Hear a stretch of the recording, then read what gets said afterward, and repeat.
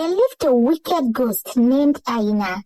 Aina was a malevolent spirit who delighted in tormenting and disturbing the people of Akure. But Aina wasn't always a wicked ghost. In fact, she was once a beautiful and kind-hearted woman who lived in Akure many years ago.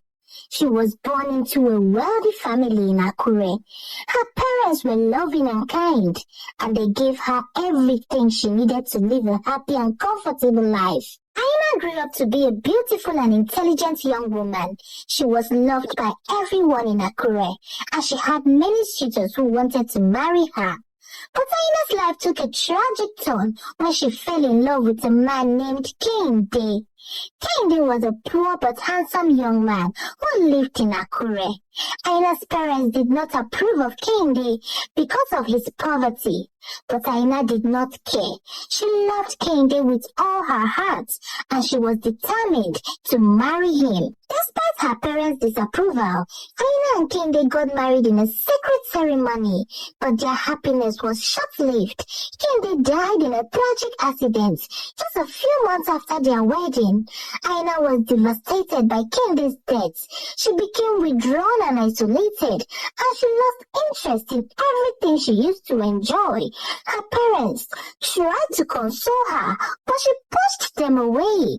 As time went on, Aina's grief turned to anger and bitterness. She became resentful of the world and everyone in it. She felt that the world had wronged her, and she was determined to make it pay. Aina's anger and bitterness consumed her, and she eventually died from a broken heart. But her spirit did not rest. Instead, it became a malevolent entity that haunted the town of Akure.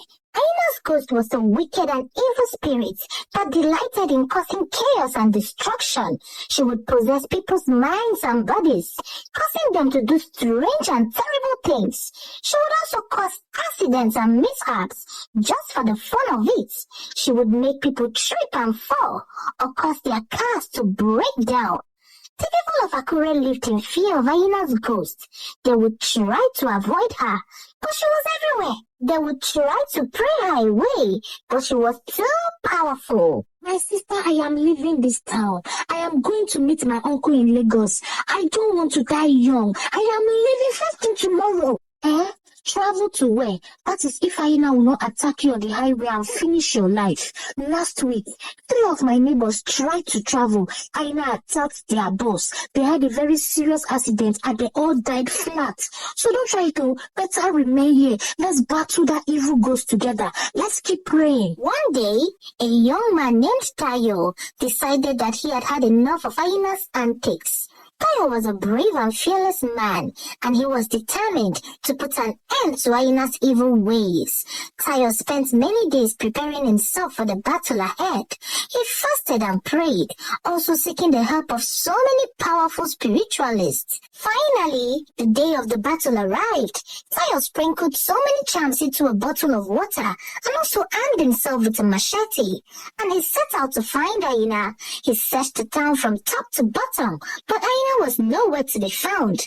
Just when Tayo was about to give up, he heard a strange noise coming from the old abandoned house on the outskirts of the town. Tayo approached the house cautiously, his machete at the ready. As he entered the house, he saw Aina sitting in the corner, her eyes glowing with an otherworldly energy. "You are a brave man, Tayo," Aina said in a voice that sent shivers down Tayo's spine. "But you are no match for me. I am a powerful spirit, and I will crush you like the insignificant insect that you are." Tayo stood tall, his heart pounding in his chest. "I am not afraid of you, Aina," he said.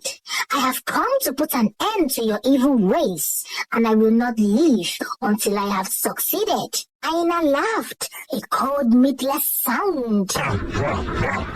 "We shall see about that, Tayo," she said. "Let us begin." Quickly opened the bottle of water and poured it on Aina's body. Aina screamed. The water weakened Aina, and with that, the battle between Tayo and Aina began. The two enemies clashed into a spectacular display of strength and cunning. Their power locked into a struggle that would determine the fate of Akure. The battle raged on for what seemed like hours, the two combatants exchanging blows and spells. But in the end, it was Tayo who emerged victorious. With a final burst of strength, Tayo struck Hyena down, banishing her evil spirit from the town of Akure. The evil spirit let out a loud scream, disappearing into thin air. The people of Akure rejoiced at the news, knowing that they were finally free from Hyena's evil grasp.